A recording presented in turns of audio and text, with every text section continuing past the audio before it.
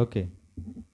చాలా సంతోషం మళ్ళీ మనమందరం కలుసుకొని దేవుని వాక్యానికి నేర్చుకోవడానికి మనకు దేవుడు అవకాశం ఇచ్చాడు.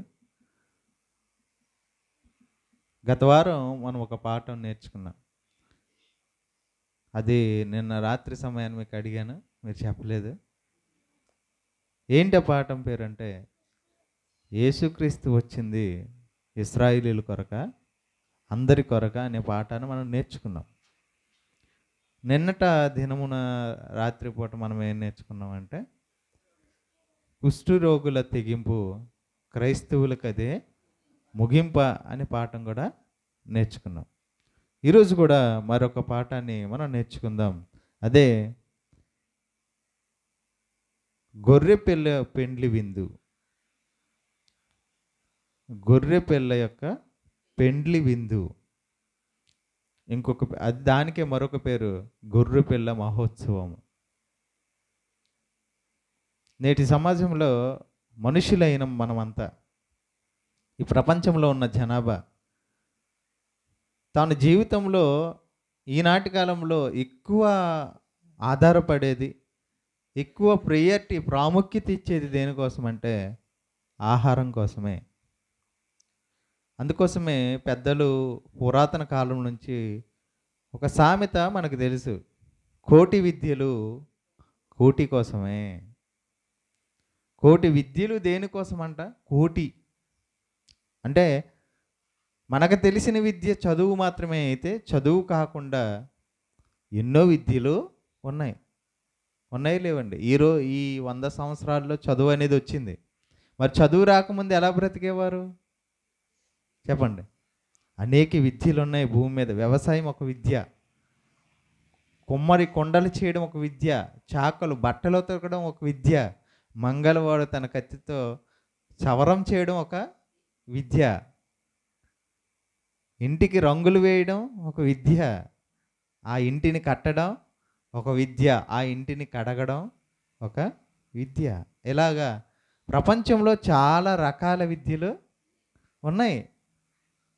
ఫారెస్ట్కి వెళ్ళి, అడవికి వెళ్ళి జంతువులు పట్టడం ఒక విద్య, చేపలు పట్టడం, సముద్రంలో చేపలు పట్టడం ఒక విద్య, చెరువుల్లో ఒక చేపలు పట్టడం ఒక విద్య. ఇలా ఎన్ని రకాల విద్యలు ఉన్నాయి ప్రపంచంలో. ఇవన్నీ విద్యలు దేనికోసమని ఆలోచించగలిగితే, కోటి విద్యలు కూటి కోసమేనా? అవునండి, ఖచ్చితంగా. అంటే కూటి కోసం అంటే దేనికోసం? కూడు అంటే తెలుసు కదండి. కూటి అంటే మీకు అర్థం అవ్వలేదు. కడుపు నింపుకోవడం కోసమే. నువ్వు ఎంత చదివినా, ఎన్ని ఉద్యోగాలు చేసినా, ఎన్ని పనులు చేసినా దేనికోసమో తెలుసా? ఈ కడుపును నింపుకోవడానికి. ఇవన్నీ ఎందుకు చెబుతున్నాం అని ఆలోచిస్తున్నారా? ఇలా ప్రపంచంలో ఇలా విద్యలు చేస్తే నేటి క్రైస్తవ్యం కూడా ఈ ఆకలి, ఈ కడుపు విద్య ఎంతవరకు వెళ్ళిపోయిందంటే, క్రైస్తవ్యంలో సంఘంలో వరకు వెళ్ళిపోయింది. అదే గొర్రె పిల్ల పెండ్లి విందు. బైబిల్లో రాయబడిన కొన్ని పదాలు చదివిన తర్వాత వీళ్ళు ఏమనుకున్నారంటే, చాలామంది నేటి సమాజంలో క్రైస్తవుల్లో కూడా, పాస్టర్ గారైతే, సేవకుడైతే అందరూ భోజనం పెడతారు రోజు.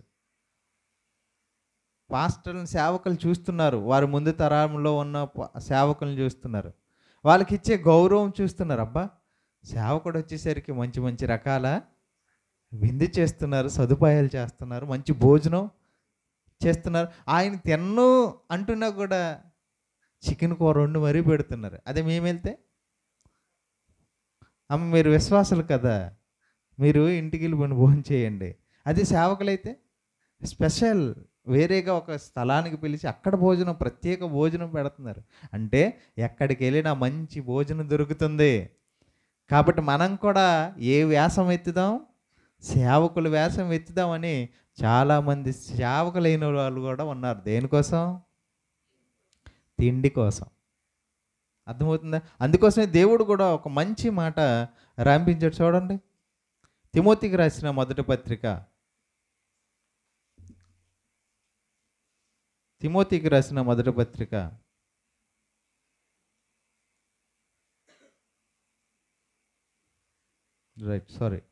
అపోస్తలుడైన పౌలు తిమోతికి రాసిన 2వ పత్రిక మూడో అధ్యాయము 4వ వచనం.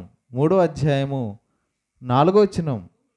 ద్రోహులు, మూర్ఖులు, గర్వాంధులు దేవుని కంటే సుఖానుభవం ఎక్కువగా ప్రేమించేవారు.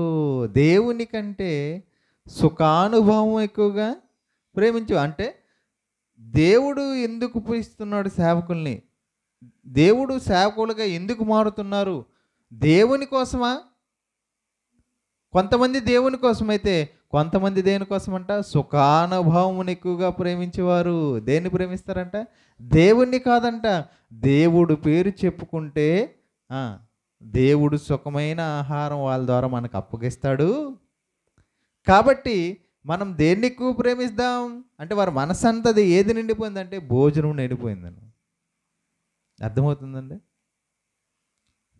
అలా సమాజం మారిపోయిన పరిస్థితిలో ఇంకా చివరికి ఎలా మారిపోయిందంటే, ఇదిగో మనం ఈరోజు భోజనం చేయడానికి ఎన్ని రకాలు ఉన్నాయండి చెప్పండి? ఎన్ని రకాల ఆహారాలు అండి? ఇంటి దగ్గర భోజనం పెడితే ఎవరైనా తింటారా చెప్పండి? ఇంటి దగ్గర భోజనం పెడితే ఎవరైనా తింటారా? తినరండి. ఒక ఆయన ఒక స్టేటస్ పెట్టారు, అందులో ఒక డాక్టర్ మాట్లాడుతున్న మాట మీకు చెప్తాను చూడండి. ఆ డాక్టర్కి ఒక ప్రశ్న వేశాడు, అయ్యా ఏంటి ఈ రోగాలు ఇన్ని లక్షల రూపాయలు ఖర్చులు అవుతున్నాయి, దీనికి కారణం ఏంటి అని డాక్టర్కి అడిగితే డాక్టర్ చెప్పే సమాధానం, ఆరోగ్యం పొందాలంటే ఏం చేయాలి అని అడిగారు డాక్టర్కి. అప్పుడు డాక్టర్ చెబుతున్న సమాధానం ఏమని సమాధానం చెప్పాడు తెలుసండి? ఆరోగ్యం కావాలంటే డబ్బులు ఖర్చు పెట్టవసరం లేదు, అనారోగ్యం కావాలంటే డబ్బులు ఖర్చు పెట్టాలి అన్నాడు. ఆరోగ్యం కావాలంటే డబ్బులు ఖర్చు పెట్టవసరం లేదంట, అనారోగ్యం కావాలంటే డబ్బులు ఖర్చు పెట్టాలంట. ఇదేంటండి రివర్స్లో ఉంది అనుకుంటాం మనం, అంతేనా? ఈరోజు నేటి సమాజంలో ఆరోగ్యం కావాలంటే ఎంత ఖర్చు పెడుతున్నారు? జబ్బులు వస్తున్నాయా? వచ్చినట్టు ఏం చేస్తున్నాం? డబ్బులు ఖర్చు పెడుతున్నాం కదా ఆరోగ్యం కోసం. కానీ ఆయన ఎలా చెప్పాడు? ఆరోగ్యం కావాలంటే డబ్బులు ఖర్చు పెట్టాల్సిన అవసరం లేదంట, అనారోగ్యం కావాలంటే ఖచ్చితంగా డబ్బులు ఖర్చు పెట్టాలంట. అది ఏం చెప్తాడని నేను ఆలోచిస్తే అని అన్నాడు, ఇంటి దగ్గర పౌష్టికమైన మంచి ఆహారం తల్లిదండ్రులు వండి పెడతారు, దాన్ని డబ్బులు పెడతావా? అవసరం లేదు. మరి ఆయిల్ వేసి మసాలాలు పెట్టి డబ్బులు పెట్టి కొనుక్కొని తింటావు, ఏమి? బిర్యానీ, నూడిల్స్, ఫ్రైడ్ రైస్లు, ఇవేంటి? డబ్బులు పెట్టి ఏం తెచ్చుకుంటున్నావు నువ్వు? అనారోగ్యం తెచ్చుకుంటున్నావు. అర్థమవుతుంది?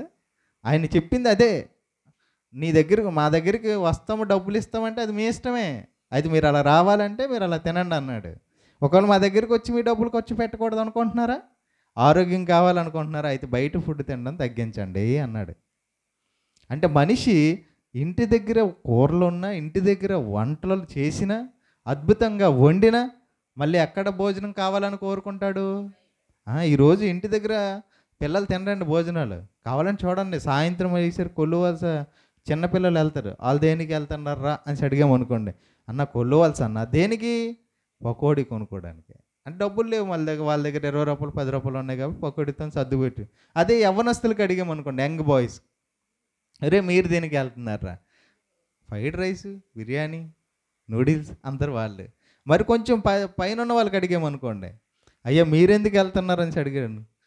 మరి షాప్ పెట్టారు, వైన్ షాప్, వాటిని పోషించకపోతే ఎలాగా? గవర్నమెంట్ మా ద్వారా నడుస్తుంది కదా, కాబట్టి సీసాలు ఎత్తడానికి వెళ్తున్నాం అంటారు వాళ్ళు. అంటే ఏంటి? అనారోగ్యానికి ఏం చేస్తున్నాడు? తమకు తాముగా డబ్బులు ఖర్చు పెట్టుకుంటున్నారు. ఆరోగ్యం కావాలంటే ఏ ఖర్చు లేదంట. చూడండి, మరి మీలో ఎవరైనా అలాంటి ఆరోగ్యం కావాలనుకుంటే డబ్బులు ఖర్చు పెట్టకండి, అనారోగ్యం కావాలంటే ఖచ్చితంగా అది మీ ఇష్టం, ఖర్చు పెట్టచ్చు. ఇది ఎందుకు చెబుతున్నామంటే, క్రైస్తవంలోకి వచ్చిన తర్వాత బైబిల్లో ఉన్న సంగతులు చదువుతున్న మనుషులకి ఎలా అర్థమవుతుందంటే, ఇదిగో క్రైస్తవంలో సేవకులుగా వస్తే, క్రైస్తవంలో ఉంటే ప్రతిరోజు భోజనం దొరుకుతుంది కనుక సేవకుడిగా ఉంటే, ఇప్పుడు ఎక్కడికైనా కార్యక్రమానికి వెళ్ళారనుకోండి, ఖచ్చితంగా ఏం పెడతారు? భోజనం పెడతారు కనుక మంచి భోజనం, అది కూడా. సో మనకి ఏ బెడద లేదు, డైరెక్ట్గా అక్కడికి వెళ్ళిపోయామనుకోండి, వాళ్ళే భోజనం పెట్టుకొని ఫుల్ తినేసే వచ్చేద్దాం. అంటే కడుపు కోసం బ్రతుకుతున్నారా? అవును. అంతేకాకుండా ఇంకా చివరికి ఎక్కడికి దాటిపోయిందంటే వీరి ఆలోచన, మనం భోజనమే చేయడం కాదు, యేసు కూడా భోజనం పెడతాడు. యేసు కూడా భోజనం పెట్టాడా? ఎక్కడ? 5 రొట్టెలు 2 చేపలు పెట్టడమే కాకుండా గొర్రెపిల్ల మహోత్సవం, గొర్రెపిల్ల పెండ్లి విందు అని ప్రకటన గ్రంథంలో రాసింది కనుక యేసు వస్తే మనకి ఏముంటుంది తెలుసా? విందు. అంటే వీళ్ళ ఆలోచన ఎక్కడికి వెళ్ళిపోయింది? దేవుడి దగ్గరికి వెళ్ళిపోయింది. దేవుడు వస్తే ఏం పెడతారంటే వీళ్ళకి? విందు. అదే గొర్రెపిల్ల పెండ్లి విందు. గొర్రెపిల్ల అంటే ఇంకెవరో కాదండి, యేసుక్రీస్తు గురించిన ప్రస్తావన. యేసుక్రీస్తు రెండవ రాకడలో ఏం జరుగుతుందో తెలుసా? ప్రజలకి, అంటే క్రీస్తును అంగీకరించిన వారికి 7 ఏండ్లు శ్రమలుంటే వాళ్ళు చెప్పిన మాట నేను చెబుతున్నాను, నా మాట కాదు, వాళ్ళు చెబుతున్న మాట. ఎవరైతే బైబిల్లో ఉన్న విషయాలను అపార్థం చేసుకుంటున్నారో వాళ్ళు చెబుతున్నమాట. 7 ఏండ్లు శ్రమలుంటే వాళ్ళకి మనం ఏం చేస్తాం తెలుసా? యేసుక్రీస్తుతో పాటు పెండ్లి విందులో కూర్చొని విందు చేస్తాము అని అన్నారు. ఏం చేస్తారంట? విందు అంటే భోజనం. ఈ భోజనం పిచ్చి ఎక్కడికి వెళ్ళిపోయింది? దేవుని వరకు వెళ్ళిపోయింది. 2వ రాకడలో యేసు వచ్చి అంతవరకు వెళ్ళిపోయింది భోజనం పిచ్చి. ఈరోజు చూడండి, మనుషులకి మనకి ఎవరైనా ఫ్రీగా మంచి భోజనం పెట్టారనుక, అన్నీ చూసినట్టు నీ కడుపు ఏమవుద్ది, నీ కళ్ళు ఏమవుతాయి తెలుసా? ఇవన్నీ తినేయాలి, ఆశ పుట్టద్ది, ఇవన్నీ తినేయాలి. తింటున్నప్పుడు అయ్యో అవన్నీ మిగిలిపోతాయా? అయితే అవి ఏం చేద్దాం? కవర్లో సర్దేద్దాం. ఆలోచన ఎక్కడి వరకు వెళ్ళిపోయింది? కవర్లో సర్దేసి ఇంటికి కొట్టుకుని వెళ్ళి ఇవి తిన్న తర్వాత మళ్ళీ రాత్రికి తిందాం అవసరం అయితే. నిజం, మనిషి మనసు కళ్ళు ఎక్కడికి వెళ్ళిపోయినాయి? అందుకోసం అంటారు కదా, కడుపు నిండినా కళ్ళు నిండవు అంటారు. అంటే ఆశ చంపుకోలేవా? చంపుకోలేరు. ఈ ఆశ ఎక్కడికి వెళ్ళిపోయింది? అయితే 2వ రాకడలో యేసు వచ్చే వరకు వెళ్ళిపోయింది. యేసు వస్తే కూడా ఏముంది? విందు భోజనం ఉంది. మరి భూమి మీద ఉన్న మనుషులే పెళ్ళి అయితే ఎంత మంచి విందు పెడితే, పెండ్లి విందుకి ఏమేమి పెడతారండి చెప్పండి? ఒక స్వీటు, ఒక అంటిపండు, ఇంకా బిర్యానీ, చికెను, చేపలు ఫ్రై, ఇంకా పకోడీలు, మటను, భోజనం, పెరుగు, పప్పు, సాంబారు, ఇన్ని రకాల పెండ్లి విందుకి వీళ్ళే ఇలా పెడితే, అదే గొప్పోళ్ళు పెళ్ళికి వెళ్ళారు అనుకోండి, డబ్బున్న వాళ్ళ ఇంటికి, వాళ్ళు ఎన్ని రకాలు పెడతారు తెలుసా? నీ ప్లేట్ మొత్తం నిండిపోద్ది, ఖాళీ ఉండదు. బూర్లు, గారెలు, ఎన్ని రకరకాల ఐటమ్స్, చికెను, ఇంకా చేపల్లో రకాలు, చికెన్లో రకాలు, లెగ్ పీసులని, మటన్లో రకాలు, ఫ్రైలు, ఆకు మొత్తం నిండిపోయి అది తినిస్తే మళ్ళీ ఇంకో రకాలు వేస్తారు అక్కడ, తినలేక పడేస్తారు కొంతమంది. ఇంకా దాంతోపాటు చివరిలో ఐస్ క్రీము. అంటే భూమి మీద జరిగే ఒక పెళ్ళికి ఇంత ఆహారం ఉంటే, ఇన్ని రకాల ఆహారాలు ఉంటే, మరి యేసుక్రీస్తు పెండ్లి విందు అన్నాడు కదా, ఎన్ని భోజనాలు ఉంటాయో అని ఆలోచించుకుంటున్నారు వీళ్ళు. దేవుడే భోజనాలు పెడతాడంట, ఆ భోజనాలు మనం అందరం తింటామంట. అది ఎప్పుడు? అంటే యేసు 2వ రాకడలో వచ్చేది దేనికోసమైతే? వీళ్ళకి భోజనాలు పెట్టడానికి. అలాగైపోయింది ఇప్పుడు. అర్థమవుతుంది ఎందుకు ఈ అపార్థాలు చేసుకుంటారంటే? బైబిల్ చెప్తుంది, తిమోతికి రాసిన పత్రిక 2 తిమోతి 2వ అధ్యాయం 15వ వచనం. తిమోతికి అపోస్తులుడైన పౌలు రాసిన 2వ పత్రిక 2వ అధ్యాయం 15వ వచనం. దేవుని ఎదుటి యోగ్యునిగాను, సిగ్గుపడనక్కరలేని పనివారుగాను, సత్యవాక్యమును సరిగా ఉపదేశించువానిగాను, నిన్ను నీవే దేవునికి కనపరుచుకున్నట్టుకు జాగ్రత్త పడుము చెప్తున్నాడు దేవుడు. అపోస్తులైన పౌలు తిమోతికి చెప్తున్నాడు, నాయన నువ్వు బోధ చేస్తుంది మనుషుల ఎదుట కాదు, మనుషుల ఎదుట కాదు, మనుషులకు చెబుతున్నా కానీ మనుషుల ఎదుట నువ్వు బోధ చేయట్లేదు. ఎవరి ఎదుట బోధ చేస్తున్నావంట? దేవుని ఎదుట. దేవుని ఎదుట అంటే వాక్యం చెబుతున్నప్పుడు ఎవరు చూస్తున్నారు? ఎవరు దాన్ని సర్టిఫై చేస్తారు? దేవుడు. దేవుని ఎదుటైతే అలాగే బోధ చేస్తావా? చేయగలవా? అలాగా నీకు నచ్చినట్లుగా చేయగలవా? భయం పడుతుంది, అయ్యో దేవుడు వింటున్నాడు, దేవుడి మాటలు దేవుడి ఎదుటి చెప్తున్నాను అంటే దేవుడు ఏ మనస్సు కలిగి ఉన్నాడో ఆ మనసుతో నేను చెప్పాలైతే. ఎందుకు? ఇది రాపించింది ఆయన కనుక, ఇందులో ఏమున్నాయో ఆయనకి తెలుసు కనుక, ఆయన ఏ ఉద్దేశంతో రాపించాడో ఎవరికి తెలుసు? దేవునికి తెలుసు కనుక, అన్నీ తెలిసిన దేవుని ఎదురు నేను ఎలా చెప్పగలను? చాలా భయంగా, బాగా నేర్చుకొని చెప్పాలన్న మనసు మనకు వస్తుంది. కానీ మనుషులుగా ఈరోజు సేవ చేస్తున్న వాళ్ళలో బోధకులు బోధిస్తున్నవారు ఎవరు ఎదుటి చేస్తున్నాం అనుకుంటున్నారంటే మా సంఘం ఎదుటి చేస్తున్నాం అనుకుంటున్నారు. చూడండి, మళ్ళీ చదువుదాం. దేవుని ఎదుటి యోగ్యునిగాను సిగ్గుపడనక్కరలేని పనివానిగాను సత్యవాక్యమును సరిగా ఉపదేశించువానిగా. వాక్యాన్ని ఎలా ఉపదేశించాలంట? సత్యవాక్యాన్ని సరిగా ఉపదేశించువానిగాను నిన్ను నీవే దేవునికి కనపరుచుకున్నట్టుకు జాగ్రత్త పడాలి. దేవుడు చూస్తున్నాడు అన్న భయంతో బోధించాలని. ఎలా పడితే అలాగా నీకు నచ్చినట్లుగా నీ ఆలోచనలు అందరూ జోడించి చెప్పడం కాదు. బైబిల్లో ఉన్నదానికి బైబిల్నే సమాధానంగా చెప్పాలి తప్ప మనుషులు ఎదుటి నేను చెప్తున్నాను, వారికి ఏం తెలియదు, సంఘంలో ఉన్నవారికి ఏ చదువు సంధ్య లేదు వారికి, కాబట్టి నేను ఎలా చెప్పినా చెల్లుతుంది అని వాక్యాన్ని బోధించకూడదు. మరి ఎలా బోధించాలి? నేను దేవుని ఎదుట అన్నీ తెలిసిన దేవుని ఎదుట వాక్యం చెబుతున్నాను, ఆ దేవుడు నాకు సర్టిఫై చేయాలి, కాబట్టి నన్ను నేనే జాగ్రత్తగా దేవుని ఎదుట సత్యవాక్యాన్ని సరిగా విభజించాలన్న మనసు నీకు ఉండాలి. ఈ మనసు లేకే ఒక్కొక్కరు ఒక్కొక్క విధంగా వాక్యాన్ని బోధిస్తున్నారు. అంటే ఎవరు మనకు అడుగుతారు? ఎవరు అడిగేవారు కదా? దేవుడు డైరెక్ట్గా వచ్చి అడుగుతాడా? అడగడు. కనుక మనం ఎలా చెప్పినా మనకు అనుగుణంగా నీకు ఈరోజు ఆహారం కావాలనుకో, దానికి ఒక బాధ చేస్తాడు. ఆయనకి కానుకలు లేవు అనుకో, కానుకలు ఇప్పుడు ఆయన దగ్గర డబ్బులు లేవు, ఈరోజు డబ్బుల గురించి వాక్యం చెప్తాడు. నువ్వు ఒకవేళ ఆ పాస్టర్కి వ్యతిరేకంగా ఉన్నావు అనుకో, దేవుని మాటను ప్రవక్త మాట వినలేదు కనుక ఇదిగో శపింపబడిన వాడు చూడు నిన్ను దేవుడు శపించేస్తాడు అనేసరికి ఇటు భయపడిపోతాడు సంఘంలో ఉన్నాడు. అర్థమవుతుందా? అంటే పాస్టర్ గారికి సేవకుడికి ఎవరైనా వ్యతిరేకంగా ఉంటే ఆ సబ్జెక్ట్ తీసుకుంటాడు అనమాట. అందరూ బైబిల్ ఎక్కడ ఉంది అది పాయింట్ తీస్తాడు, ఇది చెప్తే ఇటు దెబ్బకి సైలెంట్గా ఉంటాడు అని నోరు మోపించేస్తాడు అనమాట. ప్రశ్నలు అడిగామనుకో, సేవకుడు నువ్వు ఎదిరించొచ్చా అని వాక్యం తీస్తాడు అనమాట. వాళ్ళు ఏమవుతారు, అయ్యో బైబిల్లో ఉన్నాయన ఇన్ని మాటలు ఉన్నాయి, సేవకుడు నేను ఎదిరించకూడదు. చూసారా? అంటే తప్పు చేసిన ఎదిరించకూడదు, ఎదిరించకూడదు. ఎందుకు? సేవకుడు అండి. చూసారా ఎలా మారిపోయింది? తప్పు చెప్పినా ఎలా చెప్పుకున్నా ఏం పర్లేదు, బైబిల్లోనివే కదా చెప్తుండే, అందరు చెప్పేదే ఆ బైబిల్లోనివే అని ఒక డైలాగ్ కూడా ఉంది. అర్థమవుతుందండి? అంటే ఇలాగ మారిపోతుంది కనుక దేవుడు ఏమంటున్నాడంటే సరిగా విభజించాలి. నేను నా ఎదుటి నువ్వు కనిపరుచుకోవాలి యోగ్యునిగా అంటే కరెక్ట్ ఇటు చెప్పేది.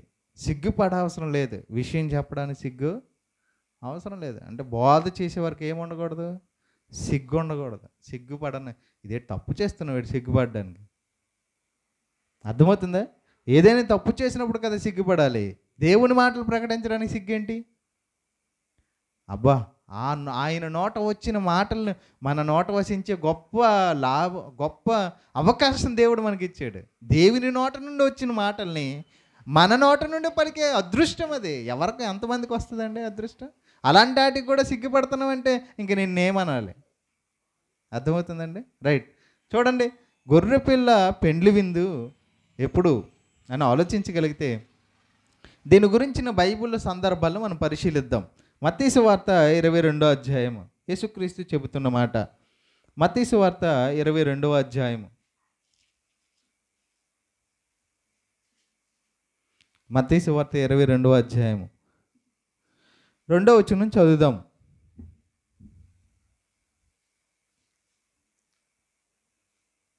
మత్తయి సువార్త 22వ అధ్యాయం 2వ వచనం. పరలోక రాజ్యము తన కుమారునికి పెండ్లి విందు చేసిన ఒక రాజును పోలి ఉన్నది. పరలోక రాజ్యం ఎలా ఉందంట? తన కుమారునికి పెండ్లి విందు చేసిన ఒక రాజుని పోలి ఉన్నది అని చెబుతున్నాడు. ఓకేనా? ఇంకా 8వ వచనం చదవగలిగితే, అప్పుడు అతడు పెండ్లి విందు సిద్ధముగా ఉన్నది కానీ పిలువబడిన వారు పాత్రులు కారు. ఈ పైనుంచి కింద వరకు మనం చదువుకోగలిగితే అక్కడ యేసుక్రీస్తు ఒక ఉపమానం చెప్తున్నాడు అక్కడ ఉన్న శిష్యులకి. ఎలా ఉందంటే పరలోక రాజ్యం అనేది ఒక రాజు తన కుమారునికి పెండ్లి విందు చేసిన ఒక రాజును, అంటే ఒక రాజు తన కుమారుడు పెండ్లి విందు చేస్తున్నాడు. ఓకేనా? ఈ ప్రస్తావన తీసుకున్న వాళ్ళు, ఇది మనం దాన్ని వివరిద్దాం. ఈ ప్రస్తావన తీసుకున్నారు. అలాగే ప్రకటన గ్రంథం 19వ అధ్యాయము 9వ వచనం చూద్దాం. ప్రకటన గ్రంథం 19వ అధ్యాయం 9వ వచనం.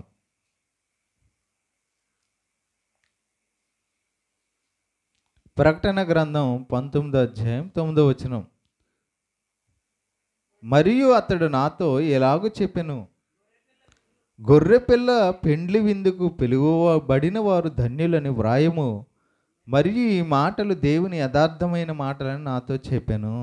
ఇక్కడ కూడా ఏమని రాయబడిందంటే గొర్రెపిల్ల పెండ్లి విందు. గొర్రెపిల్ల పెండ్లి విందు. పెండ్లి విందు అనేసరికి ఇదిగో పెళ్ళి అవుతుంది. ఆ పెళ్ళిలో మనం అందరం వెళ్తాం. పెళ్ళైన తర్వాత ఖచ్చితంగా ఏముంటాయి? భోజనం ఉంటుంది. అది మనం విందు చేస్తాం, తర్వాతే పరలోకం వెళ్తాం అనే ఈ బోధ ఉందన్నమాట. అంటే యేసుక్రీస్తు రెండవ రాకడలో ఏం జరుగుతుందంట? పెండ్లి విందు పెళ్ళి అవుతుందంట, విందు జరుగుతుందంట. పెండ్లి అవుతుందంట, విందు జరుగుతుందంట. అక్కడ ఉద్దేశం అదేనంటారా? ఆలోచించాలి మనం. అక్కడ దేవుడు చెప్తున్న ఉద్దేశం అదేనా? యేసుక్రీస్తు రెండవ రాకడలో వచ్చేటప్పుడు పెండ్లి విందు జరుగుతుందా? ఇంకేం జరుగుతుందా? అసలు యేసుక్రీస్తు వచ్చేసరికి భూమి ఏమైపోద్దంట? భూమి ఏమవుతుందంట? మెక్కటమైన వేండ్రంతో లయమైపోద్ది. చూడండి ఒకసారి పేతురు రాసిన పత్రిక, మొదటి పేతురు. దశలోనిక పత్రిక కూడా చూద్దాం. పేతురు రాసిన పత్రిక మొదటి చూద్దాం. పేతురు రాసిన మొదటి పత్రిక, రెండో పత్రిక, పేతురు రాసిన రెండవ పత్రిక 3వ అధ్యాయము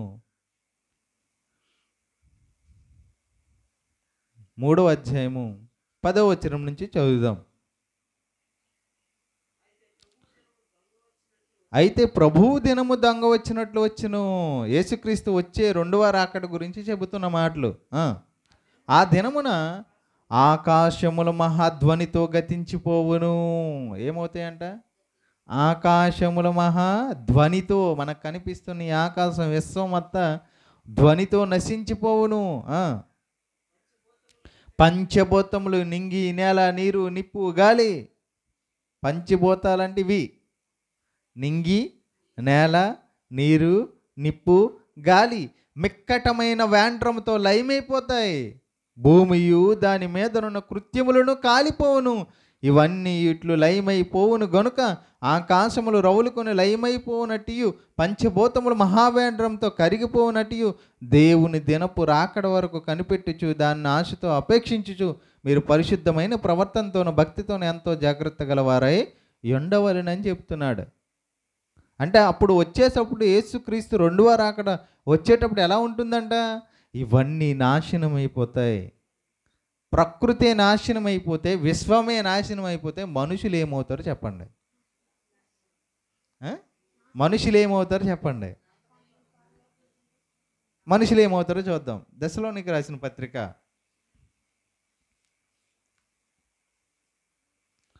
దశలోనిక రాసిన పత్రిక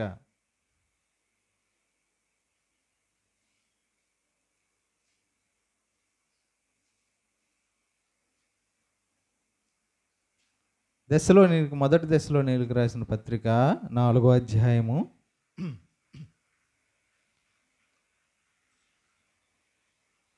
4వ అధ్యాయము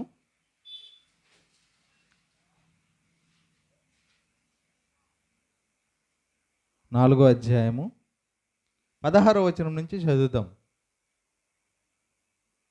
16వ వచనం నుంచి దశలోనికీయులకు రాసిన మొదటి పత్రిక 4వ అధ్యాయం 16 నుంచి చదువుతాం. ఆర్భాటముతోనూ ప్రధాన దూత శబ్దంతోనూ దేవుని బోరతోనూ పరలోకము నుండి ప్రభువు దిగివచ్చును. క్రీస్తునందుండి మృతులైన వారు మొదట లేతురు. ఎవరైతే క్రీస్తునందు మనకంటే ముందు చనిపోయారో, మృతులైపోయారో వాళ్ళు మొదట భూమి పైకి వస్తారంట.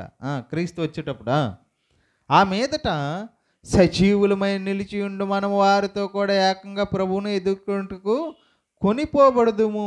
అంతేనా? ఎదుర్కొన్నట్టుకు ఆకాశ మండలమునకు మేఘల మీద కొనిపోబడదుము. కాగా మనం సదాకాలం ప్రభువుతో కూడా ఉందుము. ఏమవుతాం మనం? చెప్పండి, చెప్పండి.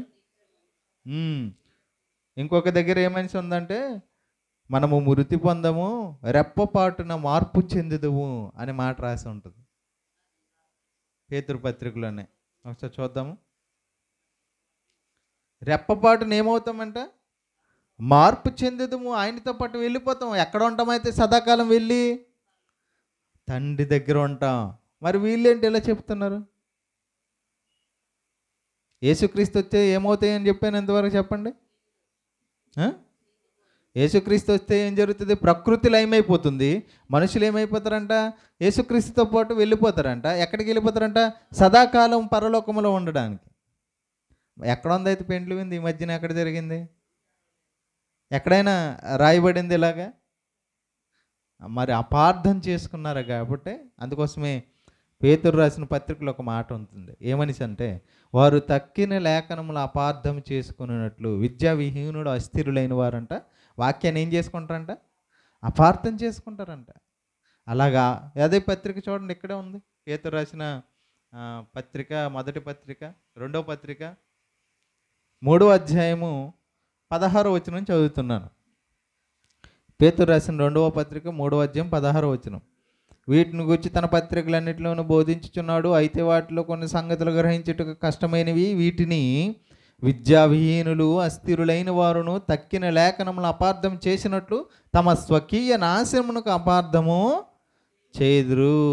వక్రంగా తిప్పేస్తారంట. అంటే వాళ్ళకి నచ్చిన రకంగా తిప్పుకుంటారు బోధని.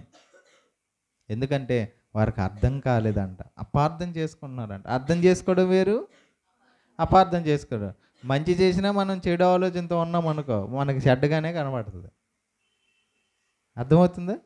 అలాగే వాక్యాన్ని ఏం చేస్తారంటే వీళ్ళు తిప్పేస్తారంట అపార్థం చేసుకొని. యేసుక్రీస్తు వస్తే సమస్తం మెక్కటమైన లయమైపోతాయని, మనం అందరం దేవునితో పాటు వెళ్ళిపోతామని, తీర్పు జరుగుతుందని అక్కడ క్లియర్గా మనకి రాసి ఉంది. మళ్ళీ ఎక్కడ భోజనాలు? మళ్ళీ అసలు భోజనాలు చేయడానికి ఏమి ఉండాలి చెప్పండి? ఆహారం దేనికంటే? ఆత్మకే, శరీరానికే? ఆహారం, భోజనం, విందు అంటున్నాం కదా. విందు దేనికి చెప్పండి? శరీరానికా, ఆత్మకా? శరీరానికి. యేసు వస్తే శరీరాలతో ఉంటామా, ఆత్మలుగా మహిమ దేహాలు ధరించుకొని వెళ్తామా? ఆత్మలుగా మహిమ దేహాలతో దేవుని దగ్గరికి వెళ్తే మళ్ళీ భోజనం నీకెందుకు? అవసరమా? శరీరానికి అవసరం. శరీరం ఆల్రెడీ లయమైపోతుంది, రెప్పపాటును మారిపోతుంది, మహిమ దేహాలకు వెళ్ళిపోతాం. మళ్ళీ నీకు ఆహారం ఎందుకు? అంటే మనుషులు పిచ్చి ఎంతవరకు వెళ్ళిపోయింది? అలాగే వెళ్ళినా మేము తిండి తింటాము అంటారు. అర్థమవుతుందా? అంటే ఏం అర్థం కాలేదనమాట. అయితే ఇంతకీ గొర్రెపిల్ల పెండ్లి విందు ఉందా లేదా? మరి యేసుక్రీస్తు చెప్పాడు, మరి బైబిల్లో ఉన్నదంటే ఉన్నది. మరి అది ఎప్పుడో మనం పరిశీలిద్దాం. ప్రకటన గ్రంథంలో ఉన్న రాయబడిన మాట, మత్తయి సువార్తలో రాయబడిన మాటను మనం పరిశీలిద్దాం. ప్రకటన గ్రంథం 19వ అధ్యాయం 9వ వచనం. ప్రకటన గ్రంథం 19వ అధ్యాయం 9వ వచనం. మరియు అతడు నాతో ఎలాగ చెప్పాను, గొర్రెపిల్ల పెండ్లి విందుకు పిలువబడిన వారు ధన్యులని వ్రాయుము. గొర్రెపిల్ల పెండ్లి విందుకు పిలువబడిన వారు. గొర్రెపిల్ల పెండ్లి విందు ఉంది, ఆ విందుకి పిలవబడ్డారు, పిలవబడిన వారు ధన్యులని రాయు అన్నాడు. అంటే పెండ్లి ఉంది, పెండ్లి విందు ఉంది, ఆ విందుకు పిలవబడిన వారు ధన్యులంట. అంటే అవి జరుగుతుందనమాట, ఇది ఉందన్నమాట. పెండ్లి విందు అనేది ఉంది, కానీ యేసుక్రీస్తు 2వ రాకడలో పెండ్లి విందు ఉన్నదన్నది రాంగ్. విందు అయితే ఉంది, పెండ్లి విందు అయితే ఉంది. ఎందుకు? ఆ పెండ్లి ఏంటి, విందు ఎప్పుడు జరుగుతుంది, అది మనకు తెలియాలి. అర్థమవుతుందా? రైట్. ఇప్పుడు ఇంతకీ గొర్రె పిల్ల అంటే ఏంటి?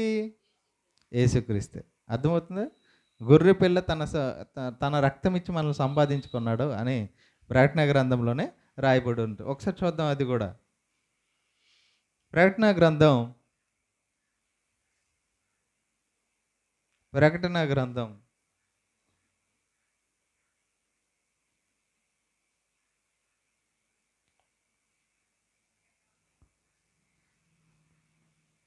ప్రకటన గ్రంథం 1వ అధ్యాయం 6వ వచనం.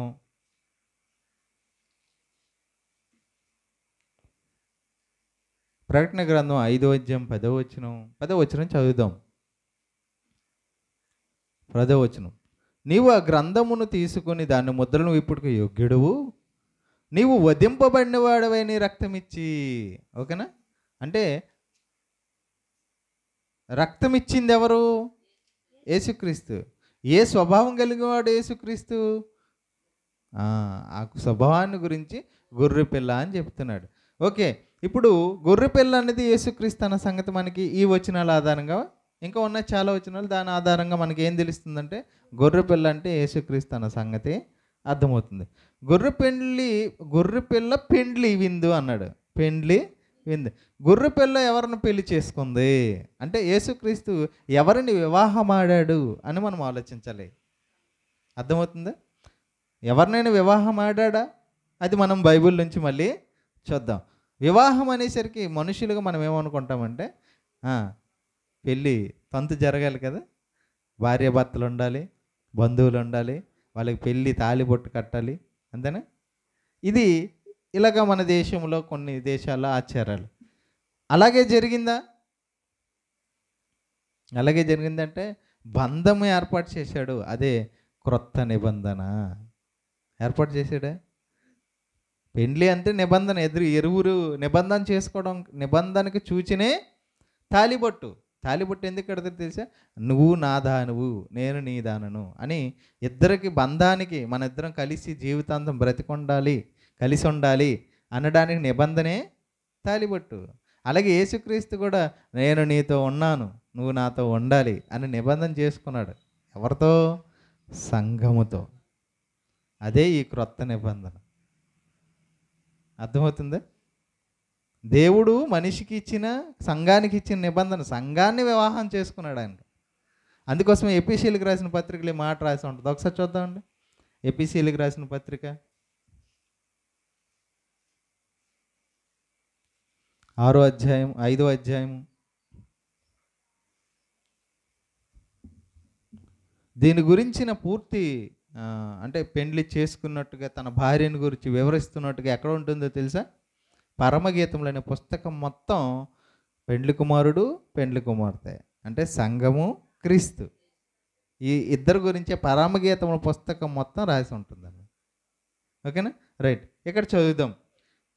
ఎపిసీలకు రాసిన పత్రిక 5వ అధ్యాయము 22వ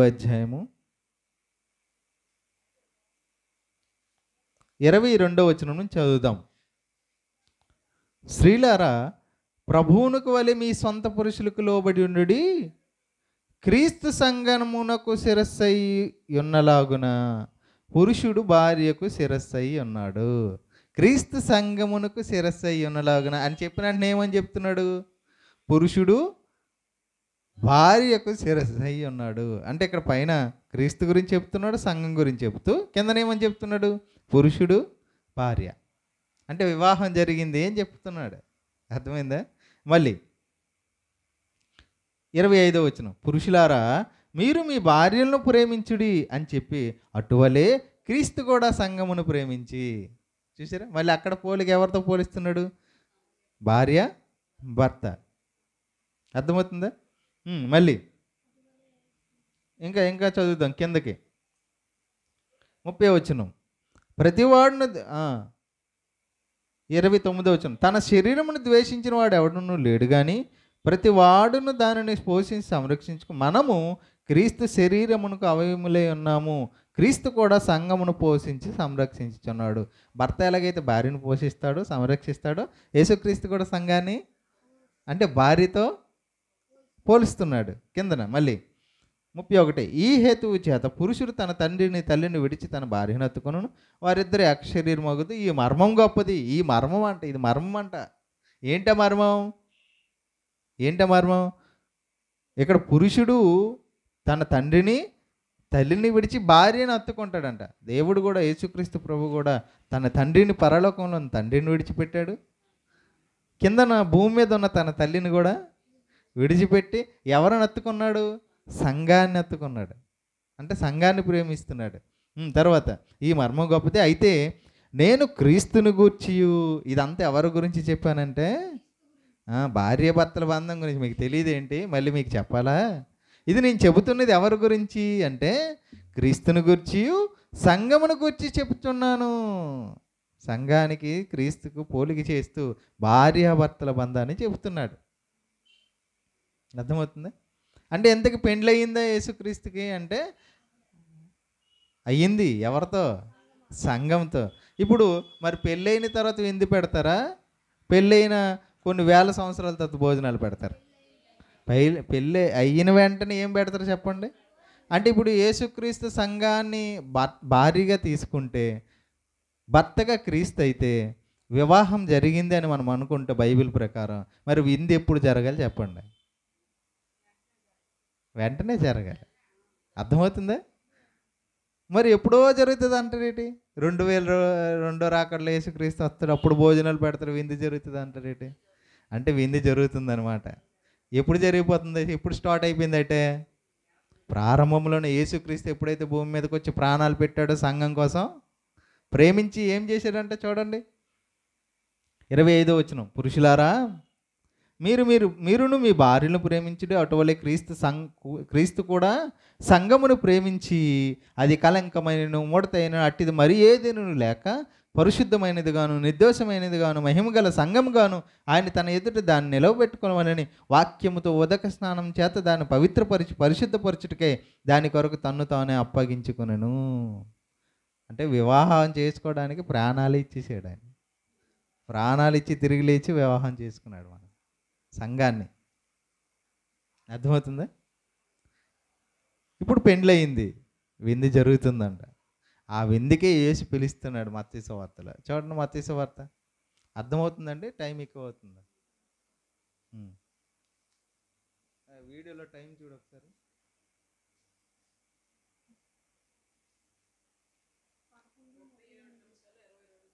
ఓకే, మత్తయి సువార్త 22వ అధ్యాయము. మత్తయి సువార్త 22వ అధ్యాయము 2వ వచనం. ఇప్పుడు చెబుతున్నాడు, పరలోక రాజ్యము తన కుమారునికి పెండ్లి విందు చేసిన ఒక రాజుని పోలి ఉన్నది. పరలోక రాజ్యం అంటే సంఘం అండి. పరలోక రాజ్యం అంటే సంఘం. రాజు తండ్రి దేవుడు, కుమారుడు యేసుక్రీస్తు. అర్థమవుతుందా? ఇప్పుడు చెబుతున్నాడు కింద చూడండి, ఆ పెండ్లి విందుకు పిలువబడిన వారిని రప్పించుటకు అతడు తన దాసులను పంపినప్పుడు వారు రానొల్లకపోయిరి. పెండ్లి విందుకి యేసుక్రీస్తు భూమి మీదకి వచ్చిన తర్వాత ఎంతోమంది ప్రవక్తలు, యేసు రాకముందు ఎంతోమంది ప్రవక్తలను పంపించాడు ఇశ్రాయేల్ దగ్గరికి. మీరు దేవుని మాట ప్రకారం ఆయన వైపు తిరగండి అని పిలిపించాడు. ఎవరు వచ్చారా? యేసుక్రీస్తు స్వయాన్ని వచ్చాడు, పెండ్లి కుమారుడే వచ్చాడు. ఆయన కూడా పిలిచాడు. వచ్చారా ఎవరైనా? ఇశ్రాయేల్ ప్రజలు ఎవరైనా ఉన్నారా దేవుని మాటలు? వెళ్ళలేదండి. పోలి ఉన్నది రప్పించుటకు అతడు తన దాసులను పంపినప్పుడు వారు రానొల్లకపోయారు. కాగా అతడు ఇదిగో నా విందు సిద్ధపరిచి ఉన్నాను, ఇగో నేను పెండ్లి కుమారుడు, నేను విందు చేశాను రండి అని పిలిచాడంట.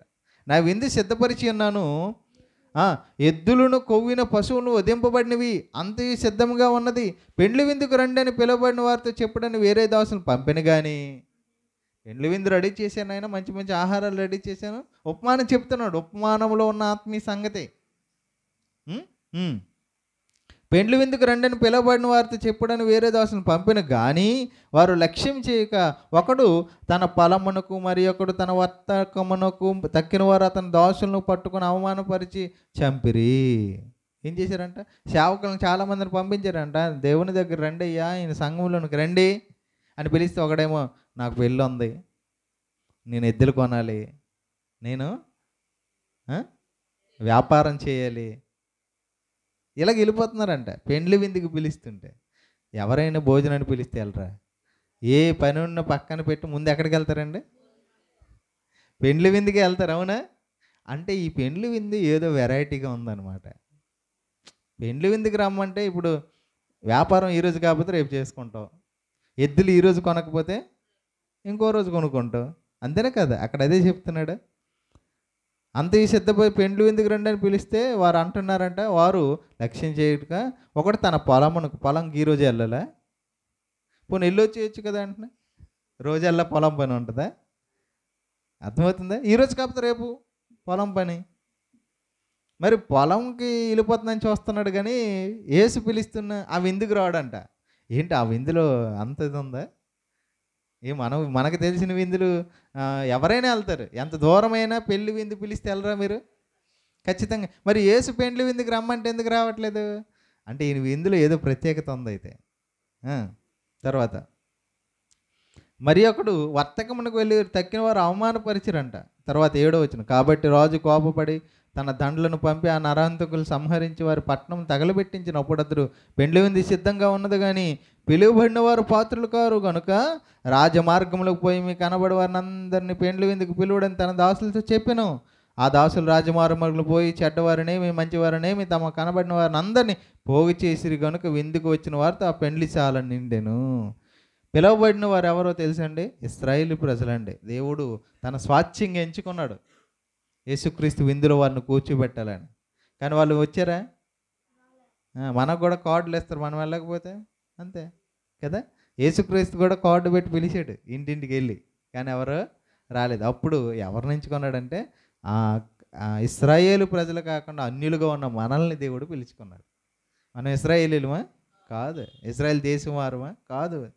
కానీ దేవుడు ఏం చేశాడు? వాళ్ళు రాలేదు కనుక ఆ విందుకు మనల్ని పిలిచాడు. ఎవరు విందిది?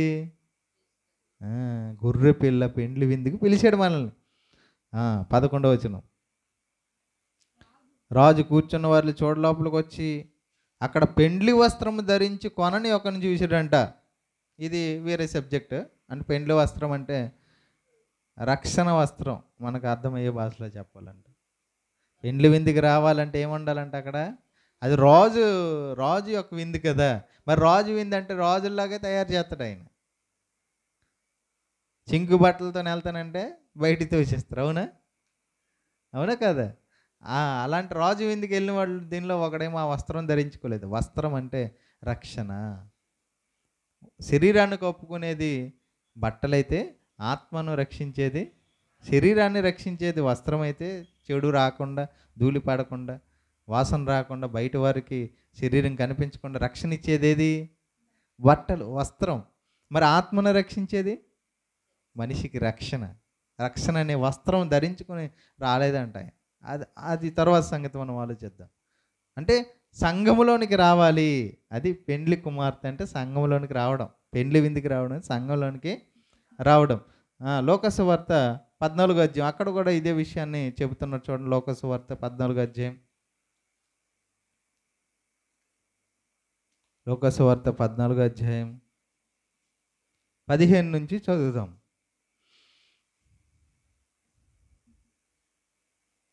ఇదే మాట ఇక్కడ కూడా సేమ్ ఇలాగే ఉందా చూడండి. మొత్తం పైనుంచి క్రింద వరకు సేమ్ అలాగే రాసి ఉంది కదా. 14వ అధ్యాయం 15 నుంచి 21 వచనాలకు మొత్తం అదే ఉన్నాయి. ఓకే, వేరొక సందర్భాన్ని, వేరొక విషయాన్ని, ఇంతకీ ఆహారం ఏంటి? పెండ్లు. ఓకే, పెండ్లు విందంటే, పెండ్లంటే జరగడం అంటే ఏంటో మీరు విన్నారు. ఏంటి? క్రీస్తు వివాహం అంటే సంఘాన్ని వివాహం చేసుకోవడం. విందు ఇప్పుడు సంఘంలోనికి పిలువబడుతున్నారంట. అంటే ఎలా పిలుస్తున్నాడు దేవుడు? అంతేనే కదా, అది కూడా తెలియాలి కదా. పెండ్లి విందుకు పిలువబడిన వారు ధన్యులని వ్రాయము అన్నాడు. ఎలా పిలుస్తున్నాడు దేవుడు అంటే ఇదిగో తన మాట చేత పిలుస్తున్నాడు. అర్థమవుతుందా? పెండ్లి విందుకి ఎలా పిలుస్తున్నాడు దేవుడు? మాటే కదా. మనమేనా ఎలా పిలుస్తామండి? వెళ్ళి అయ్యా మా పెళ్ళి ఉంది రండి. యేసుక్రీస్తు కూడా నాయనా పెండ్లి వివాహం సంఘంతో అయ్యింది, నువ్వు రా విందుకని పిలుస్తున్నాడు సంఘంలోని. నువ్వు పెళ్లి కుమార్తె రా. ఎలా పిలుస్తున్నాడు? వాక్యం చేత. రక్షణ వస్త్రం ధరించుకో, బాప్టిజం పొంది వివాహంలోనికి రా. వచ్చి ఏం చేయి? భోజనం చేయి. ఏంటా భోజనం? చూడండి ఒకసారి చదువుదాం. యోహాను సువార్త 6వ అధ్యాయము, యోహాను సువార్త 6వ అధ్యాయము, యోహాను సువార్త 6వ అధ్యాయము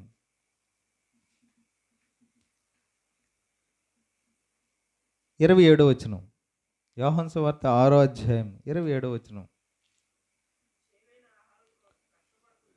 క్షయమైన ఆహారం కొరకు కష్టపడకుడు కానీ నిత్య జీవము కలుగు చేయు అక్షయమైన ఆహారం కొరకే కష్టపడుడి. మనుష్య కుమారుడు దానిని మీకు ఇచ్చిన. ఇగోండి ఇక్కడ ఆహారం చెప్తున్నాడు, విందు. అది ఎవరిస్తారంట? యేసుక్రీస్తు ఇస్తాడంట. అది ఎటువంటిదంట? అక్షయమైన ఆహారం. అక్షయమైన ఆహారం కొరకు కష్టపడండి, ఆ ఆహారం మనుష్య కుమారుడు మీకు ఇస్తాడు. అదే పెండ్లి విందులో మీకు దొరికే ఆహారం. అది ఎక్కడికి తీసుకెళ్తుందంట? నిత్య జీవానికి తీసుకెళ్తుందంట. అది ఏంటో తెలుసండి? వాక్యము. అంటే యేసుక్రీస్తు పెండ్లి విందుకు వచ్చిన వారికి దేవుడు ఇచ్చే ఆహారం, విందు వాక్యం అండి. ఈ వాక్యం వినడానికి ఎవరైనా ఈ పెళ్ళికి వస్తారా? ఈ విందు తినడానికి వస్తారా? అన్నా చర్చికి రా అన్నా అన్నామనుకో, ఏమంటాడు? తమ్ముడు నాకు పనుంది. అన్నా దేవుని మెట్ల మాటలు వినడానికి ఒక గంట సమయం ఇవ్వు అన్న అంటే, అన్నా నాకు డ్యూటీ ఉందన్నా.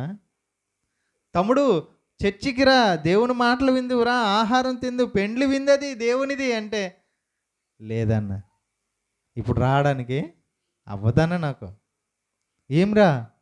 ఇంకో పెళ్ళి, వేరే పెళ్ళి ఉంది, నాకు వేరే కార్యక్రమం ఉంది, నాకు చదువు ఉంది, ట్యూషన్ ఉంది. ఇప్పుడు రీజన్ చెప్తారు కదా అలాగా. అంటే వాక్యం వినడానికి నువ్వు రావట్లేదంటే దాని అర్థం ఏంటంటే యేసుక్రీస్తు విధించిన పెండ్లి విందులో ఆహారం తినడానికి రావట్లేదని అర్థం. వాళ్ళు అలాగే తప్పించుకున్నారా? మా కూతురికి పెళ్లి చేయాలని ఒకరు, నా ఎద్దులు కొనాలని ఒకరు, మా పొలం దున్నాలని ఇంకొకరు. వాళ్ళు అలా తప్పించుకున్నారు పిలువబడి. ఈరోజు కూడా యేసుక్రీస్తు పిలుస్తున్నాడు తన అక్షయమైన ఆహారం ద్వారా. నాన్న నా దగ్గరికి రా, నా పెండ్లి విందుకి రా, భోజనం చెయ్యి అంటే మనం కూడా ఏం చేసుకుంటున్నాం? ఎన్నో కారణాలు చెప్పి ఈ పెండ్లి విందులో దేవుడు ఇచ్చిన ఆహారాన్ని విడిచిపెట్టి వెళ్తున్నారు. ముందే చెప్పాను కదా, వీళ్ళు కారణాలు వెతుక్కుంటున్నారంటే ఇందులో ఆహారం ఎలాంటిదో అన్నాను కదండి. ఇదే అర్థమవుతుందా? ఈరోజు క్రైస్తవ సంఘాల్లో ఉన్నవారు కూడా ఈ పెండ్లి వివాహానికి, ఈ విందుకి వెళ్ళట్లేదు. వివాహంలో ఉంటున్నారు, భారీగా ఉంటున్నారు, కానీ విందు చేయడానికి వెళ్ళడం లేదు. విందు ఏంటి చెప్పండి? ఆహారం. ఏదండి? వాక్యం. ఇంకా చూడండి, ఇంకొక మాట మనం చదువుకుందాం. యోహాను సువార్త 6వ అధ్యాయం 50వ వచనం. యోహాను సువార్త 6వ అధ్యాయం 50వ వచనం. దేనిని తినువాడు చావకుండినట్లు పరలోకం నుండి దిగివచ్చిన ఆహారం ఇదే. పరలోకం నుండి దిగివచ్చిన జీవాహారమును నేనే. ఎవరంటున్నాడు? నేనే. యేసుక్రీస్తు ఏమంటున్నాడు? నాయన పెండ్లి విందులో ఏదైతే విందు జరుగుతుందో ఆ విందు భోజనం ఎవరో తెలుసా నాయన? నేనే నాయన. ఒకటి దేవునికున్న, ఇప్పుడు యేసుక్రీస్తు నేనే అన్నాడు కదా. యేసుక్రీస్తు ఏమై ఉన్నాడు? ఆది యందు వాక్యం ఉండెను, వాక్యం దేవుని యొద్ద ఉండెను, వాక్యం దేవుడు. అంటే యేసుక్రీస్తు ఎవరై ఉన్నారు? వాక్యమై ఉన్నాడు. యేసుక్రీస్తు ఎవరై ఉన్నారు? వాక్యమై. అంటే వాక్యాన్ని నేనే అంటున్నాడు. ఇంకొక మాట చెప్తున్నాడు, జీవాహారం నేనే. ఎవడైనా నీ ఆహారం భుజించితే వాడు ఎల్లప్పుడు నువ్వు జీవించును, మరియు నేను ఇచ్చే ఆహారం లోకమునకు జీవం కొరకైన నా శరీరమే. జీవము కొరకైన నా శరీరమే. నా శరీరం అనేసరికి మీకు ఏం గుర్తు రావాలి? ఆ కింద వచనాలు చదువుదాం. 52వ వచనం. అక్కడ ఉన్న వాళ్ళు కూడా ఇదేంటి ఈయన శరీరం అంటున్నాడు. యూదులు ఈయన తన శరీరం ఎలాగ తిననీయగలడు అని ఒకంతో ఒకడు వాదించిరి. కావున యేసు ఇట్లనెను, మీరు మనుష్య కుమారుని శరీరం తిని ఆయన రక్తము త్రాగితేనే నిత్య జీవము గలవారు. అంతేనా? శరీరం తిని రక్తం త్రాగితేనే కానీ మీలో మీరు జీవం గలవారు కారు. నా శరీరం తిని నా రక్తం త్రాగువాడే నిత్య జీవము గలవాడు, అంత్య దినమున వారిని నేను లేపుదును. అంటే ఇదేంటిది? రొట్టె ద్రాక్షారసం. ఒకటి వాక్యం అయితే, రెండోది పెండ్లి విందులో వెరైటీలు ఉంటాయి కదండి. అందు యేసుక్రీస్తు పెట్టే మరొక భోజనం ఏంటో తెలుసా? రొట్టె ద్రాక్షారసం. దాన్నే మనం శరీరం, రక్తం అని తీసుకుంటున్నాం కదా. ఇది ఏంటిది చెప్పండి? యేసుక్రీస్తు పెండ్లి వివాహంలో విందు. ఎంతమంది అండి విందు చేయడానికి వస్తారు? బయట విందులు చేయడానికి హోటళ్ళంట పరిగెడతారు, కానీ ఈ దేవుని మాటలు వినడానికైనా, దేవుడు ఏర్పాటు చేసిన ఆ శరీరాన్ని, రక్తాన్ని తీసుకోవడానికైనా, ఆ రక్షణ వస్త్రాన్ని ధరించుకొని ఎవరైనా ఈ విందుకు వస్తారా? రారండి. ఎన్ని కారణాలు చెబుతారండి లోకంలో ఉన్నోళ్ళు. లోకసువార్తలో కారణాలు ఎన్ని చెప్తున్నారు చూడండి. లోకసువార్త 14 అధ్యాయంలో, లోకసువార్త 14 అధ్యాయం 15 వచనంలో ఎన్ని కారణాలు చెప్తున్నారో ఈరోజు సమాజం అలాగే చెప్తున్నారు చూడండి. ఒకడేమన్నాడంట, మొదటివాడు, నేను ఒక పొలము కొని ఉన్నాను, ఆవశ్యకంగా వెళ్ళి చూడాలన్నాడంట. 18వ వచనంలో ఏమంటున్నాడు? నేను పొలం కొన్నాను. పొలం కొనేసావు కదా, ఈరోజు కాకపోతే రేపు చూడవచ్చు. పెండ్లి విందుకి రావయ్యా అంటే, వాక్యం వినడానికి రమ్మంటే ఎవరు వస్తారా? లేదు, నేను పొలంకి వెళ్ళాలంటాడు ఒకడు. తర్వాత 19వ వచనం, మరి ఒకడు, నేను 5 జతల ఎడ్లు కొని ఉన్నాను, వాటిని చూడడానికి వెళ్ళాలంటున్నాడు. ఎడ్లు కొంటే రేపు చూడలేవా, రాత్రికి చూడలేవా? ఇంకొకడు, మరి ఒకడు, నేను ఒక స్త్రీని వివాహం చేసుకున్నాను, అంటే పెళ్లి చేసుకున్నాను, నా భార్య వెళ్ళిపోద్దా? ఒకరోజు దేవుని దగ్గరికి వెళ్తే వెళ్ళిపోద్దా? నేను పెళ్లి చేసుకున్నాను, మా భార్య దగ్గరికి వెళ్ళాలి అంటున్నాడు ఒకడు. ఇలాగ ఎన్ని రీజన్లు చెప్తున్నారండి. ఈరోజు సమాజంలో ఉన్నవారుగా అలాగే ఉన్నారా? వాక్యం వినడానికి రమ్మంటే రారు, ఆయన ఇచ్చి విందు భోజించమంటే భుజించరు. క్రైస్తవులు, క్రైస్తవేతరులు కూడా అలాగే ఉన్నారు. యేసుక్రీస్తు విందు జరుగుతుందా? అయితే చెప్పండి, జరుగుతుంది. విందు ఉందా? ఉంది. ఏంటో విందు? గొర్రెపిల్ల మహోత్సవం జరిగింది యేసుక్రీస్తు మొదటి రాకడలోనే. విందు ఎప్పుడు ప్రారంభమైంది? యేసుక్రీస్తు మొదటి రాకడలోనే. ఆయన మరణం తర్వాత ప్రారంభమైపోయింది. మరి ఆ విందుకు పిలువబడిన వారు ఎంతమంది? ఆ విందులో పాల్గొనేవారు ఎంతమంది? ఒకవేళ ఈ విందుకి నీకు అర్హత ఏమి తెలుసా? బాప్టిజం. ఈ విందులో నువ్వు పాల్గొవాలంటే ఏముండాలి? బాప్టిజం. నా బాప్టిజం అవసరం లేదు, నేను విందులో జాయిన్ అవుతాను అన్నావు అనుకో, ఈయన తీసుకెళ్ళి ఎక్కడ పడేయమంటాడు తెలుసా? అగ్నిగుండంలో పడేయండి అంటాడు. అది ఎక్కడ ఉంది చూడండి. మత్తయి సువార్త 22 అధ్యాయం ముందు చదువుకున్నాం కదా మనం. మత్తయి సువార్త 11వ వచనం. మత్తయి సువార్త 22 అధ్యాయం 11వ వచనం. రాజు కూర్చున్న వారిని చూడ లోపలికి వచ్చి అక్కడ పెండ్లి వస్త్రము ధరించుకొనని ఒకరిని చూశాడంట. అంటే రక్షణ లేని ఒకరిని చూశాడంట, పెండ్లి విందులోకి వచ్చి కూర్చున్నాడంట. అప్పుడు ఆయన అడుగుతున్నాడు, స్నేహితుడా, పెండ్లి వస్త్రం లేక ఇక్కడికి ఎలాగో వచ్చితివి అని అడిగాడంట. నీకు రక్షణ లేకుండా ఎలాగ వస్తావు? వాడు మౌని అయి ఉండెను. అంతటా రాజు వీని కాళ్ళు చేతులు కట్టి వెలుపటి చీకట్లోనికి త్రోసివేయడు, అక్కడ ఏడ్పును పండ్లు కొరుకుటి ఉండునని పరిచారకులతో చెప్పాను.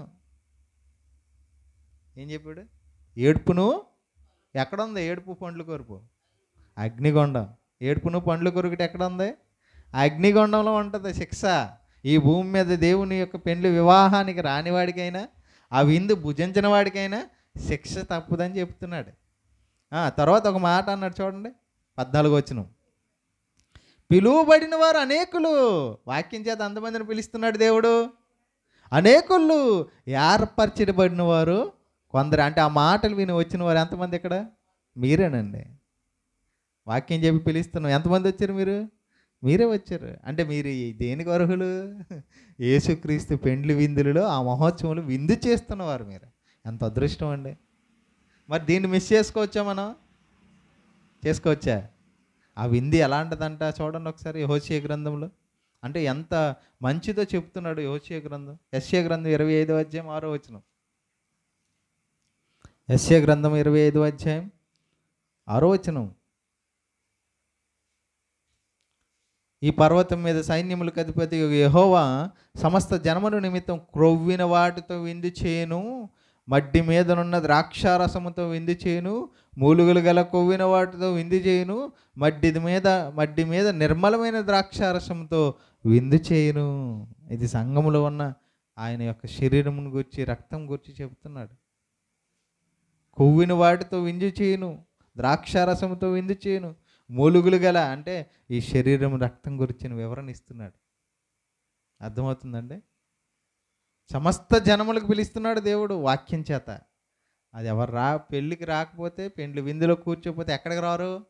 పరలోకంలో వచ్చే అర్హత కోల్పోతారు. అర్థమవుతుందండి? ఇప్పుడు గొర్రె పిల్ల పెండ్లి విందు జరుగుతుందా? జరిగిందా? జరుగుతుందా? అది మళ్ళీ రెండవ రాకడలో వస్తుందా? ఇప్పుడు పెండ్లి అప్పుడు కూర్చొని టెంట్ వేసుకొని బల్లలు పరుచుకొని ఒక్కొక్కడు ఆకు పట్టుకొని తింటాడా? లేదండి. అంటే వాక్యంలో ఉన్న ఆంతర్యం అర్థం కాక మాటను మాటగా తీసుకొని అప్పుడు జరుగుతుంది ఎదురు చూస్తుంది. ఇప్పుడు జరిగే వాటిలో పాల్గొవట్లేదు. ఇప్పుడు జరుగుతుందా సంఘంలో? జరగట్లేదు. కొన్ని సంఘాల్లో ఒకడేమో నెలకంటాడు వాళ్ళ ప్రభురాత్రి భోజనం నెలకు ఒకళ్ళు మరి కొంతమంది దేవుడు నాకు ఎప్పుడు ప్రేరేపిస్తే అప్పుడు ఇస్తానని కొంతమంది సంవత్సరంకి ఇచ్చిన వాళ్ళు ఉన్నారు, కొంతమంది ఇచ్చిన వాళ్ళు కూడా లేరు. అంటే దేవుని పెండ్లి విందునే పక్కన పెడుతున్నారు అన్నమాట. వాక్యం వినకపోయినా, ప్రభువాలు తీసుకోకపోయినా పెండ్లి విందులు లేనట్టు నువ్వు. ఓకేనా? ప్రార్థన చేసుకుందాం.